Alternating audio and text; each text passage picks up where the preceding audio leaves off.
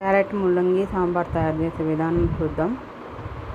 Carrot ముల్లంగిని శుభ్రంగా కడుక్కొని కట్ చేసుకున్నానండి. కట్ చేసుకున్న ముల్లంగి, క్యారెట్, కందిపప్పు కుక్కర్లో పెట్టుకొని ఉడకబెట్టుకున్నానండి. ఇదండి ముల్లంగి, క్యారెట్, కందిపప్పు ఉడికిపోయింది.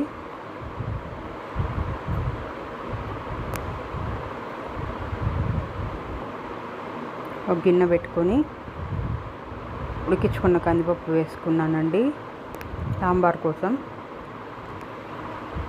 ఉడికించుకున్న ముల్లంగి, క్యారెట్ కూడా వేసుకొని అందులో చింతపండు రసం, సాల్ట్,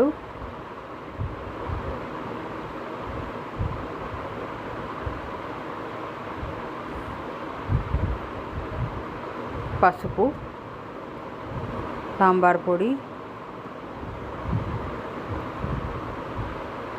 అన్నీ వేసుకొని బాగా కలిపెట్టుకుంటున్నానండి.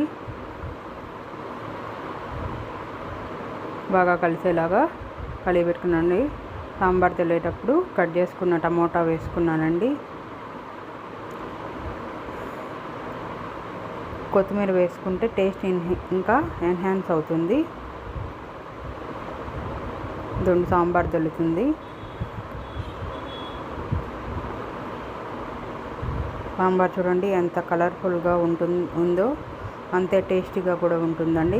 సాంబార్కి తిరగమాత కూడా వేసానండి. తిరగమాత వేస్తేనే కదండి టేస్ట్ ఉంటుంది. ఆవాలు, ఇంగువ, ఎండుమిరపకాయ తిరగమాత వేసానండి. దొండు ముల్లంగి క్యారెట్ సాంబార్ రెడీ అయిపోయిందండి. Subscribe my YouTube channel for more videos.